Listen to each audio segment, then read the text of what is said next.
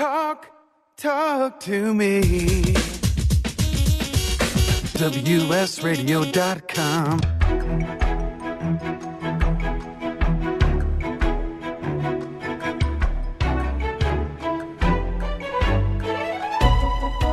The San Diego Council on Literacy brings you Literacy for All with your host, Jose Cruz.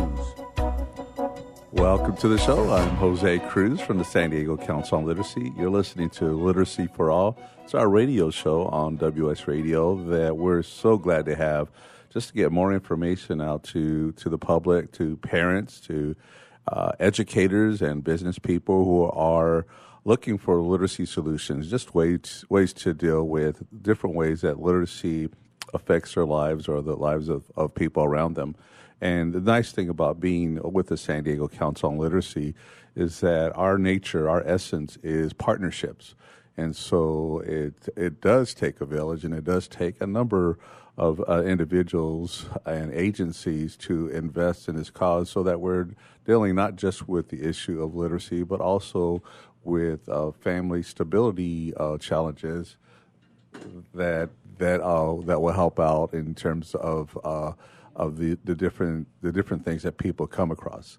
So that's what we're doing. It's like it's everyone. It's and it's everyone's problem. Everyone is affected by what takes place with the literacy challenges that we have, and all the other challenges that we have given just things that are happening in the world today. So, and just starting with the learners and such, and the folks who are asking for help and who lived lives where they've been affected just from the very beginning with resource issues and such, and just not really having the opportunity to gain the skills that they need to function in society. Again, there's so many sources for these challenges. And at the same time, it does come down to people and people helping out with dealing with these challenges in so many different ways.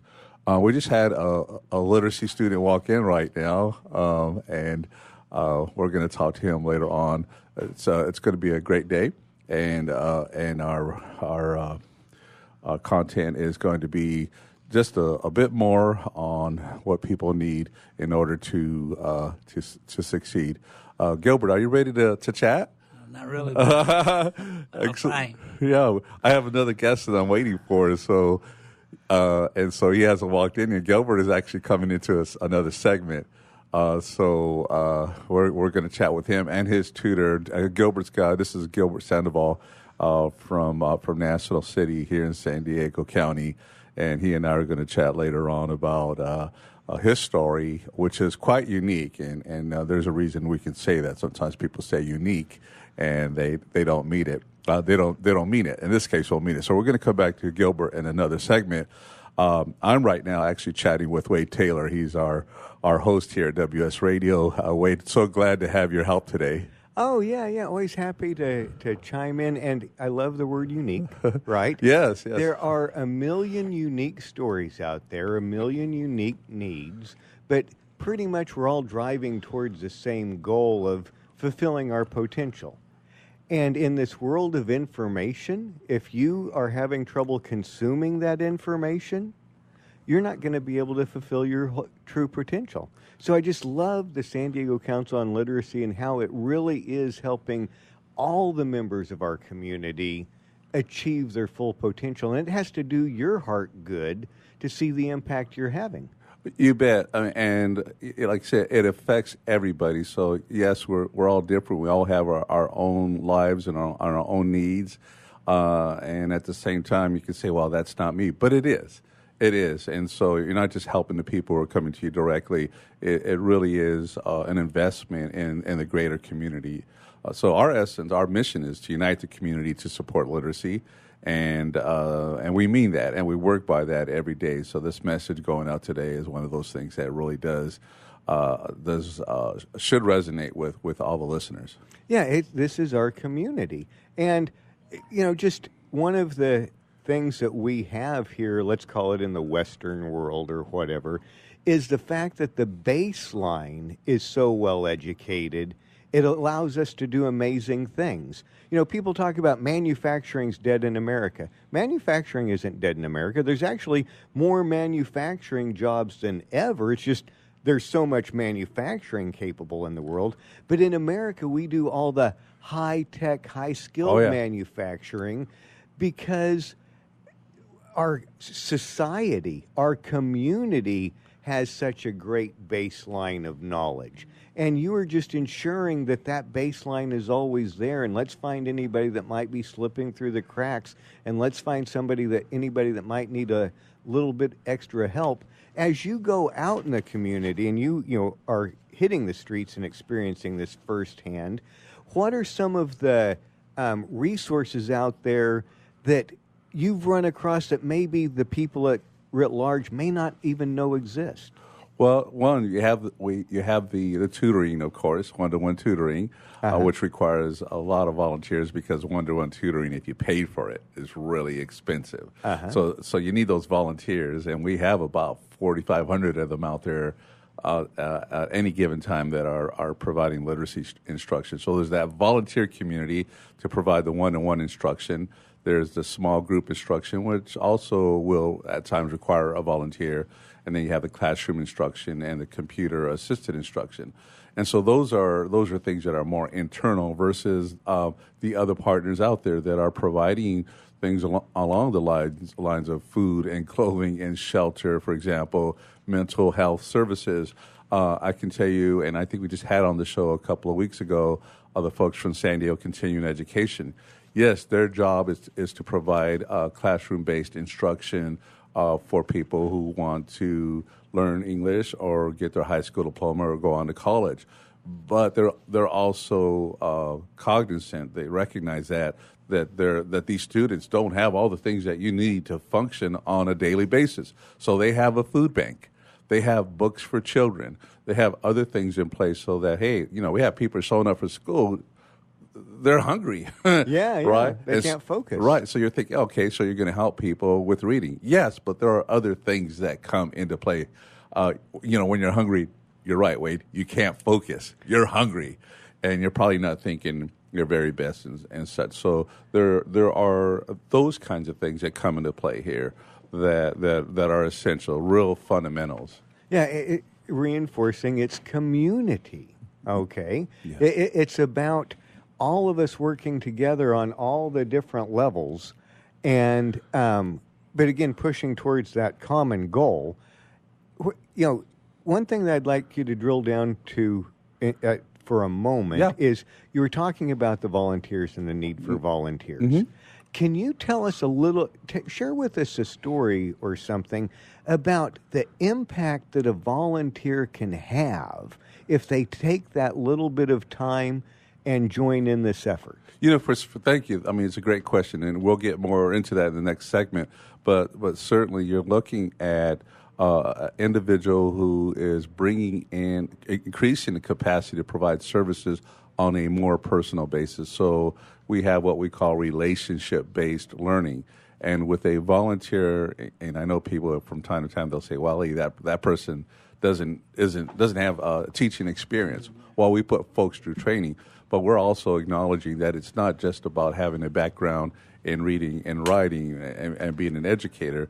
It's also about being a person who has patience, a sense of humor, who likes people, likes reading, who wants to help out, and who will bring these qualities into a tutoring situation so that for the first time ever, a literacy student will be able to work at their own pace, their own starting place, and their own goals. And so, and it's not just that you're helping that person with their particular goals and their particular learning situation. As we say, when you become a tutor, you change two lives. You change yours, and you change another person's life. And so, with those things, and it's a great incentive for a person to be a tutor. Well, you have a really rare experience, okay, going back to unique, a really rare experience where, as a volunteer, you're having a direct impact on a person's quality of life, and you're making a friend. and you're creating a learning environment that is really rare in the scheme of the educational setting. That most of the time, if you talk to teachers out there, what they experience, hey, I have 25, 30, 35 students that I have to help. And there's going to be a percentage of them, 20, 25%, maybe more, who need individual attention, and they're not going to get it. And so what we're able to provide, because we have the volunteers out there, is an opportunity for people to learn on a smaller scale. Yeah, and I love you're bringing up the point of you're there, you've got the impact.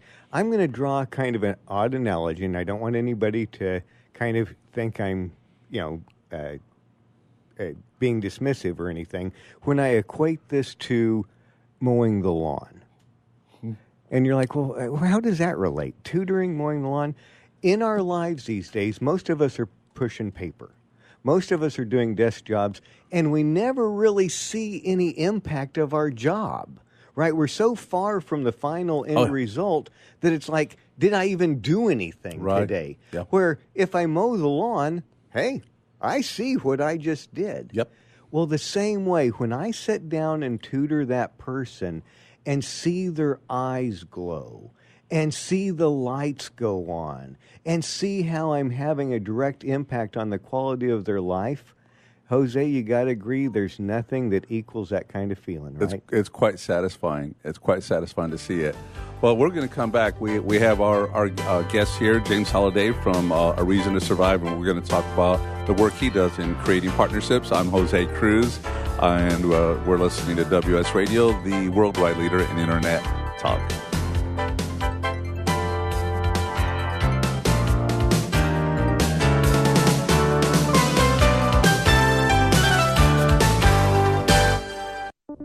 Are you a small business or nonprofit? Securing Our eCity Foundation offers free cybersecurity seminars so businesses of every size can become more cyber safe. According to Forbes, just one cybercrime incident can cost a company over $15 million.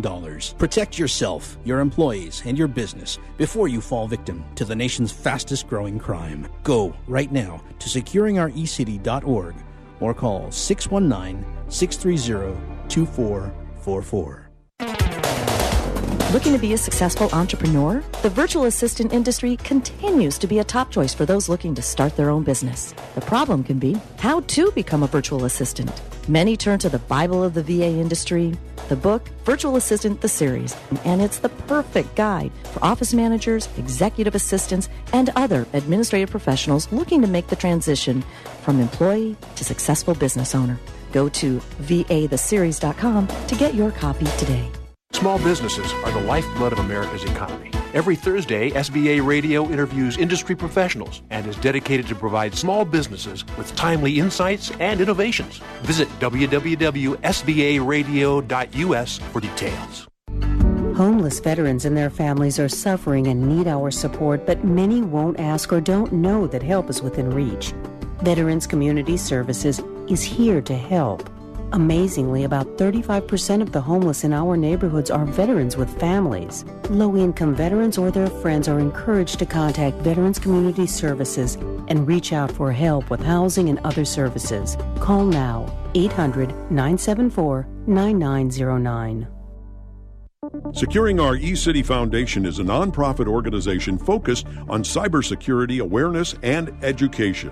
Formed in 2011, their mission is to enable every San Diegan to live, work, and play safely in the cyber world. For more information, visit securingourecity.org or call 619-630-2444. securingourecity.org, 619-630-2444. securingourecity.org. Donate cash, furniture, clothes, and other gently used household items to Father Joe's Villages and get a nice tax break in April. Every donation is tax deductible. Believe you can make a difference. Be Father Joe. Go to neighborhood.org or call 1-800-HOMELESS to donate today. Life is full of misadventures, from car crashes to home fires to getting choked out on the mat. Yes, I said getting choked out because I'm Carlos Kramer, jiu-jitsu competitor, MMA and media personality, and mild-mannered insurance agent. You can follow my adventures on Kick-Ass Radio, and I can protect you from life's misadventures at Kramer Insurance. Home, auto, life, business, and workers' comp. We're at KramerINS.com, and I want you to join my world.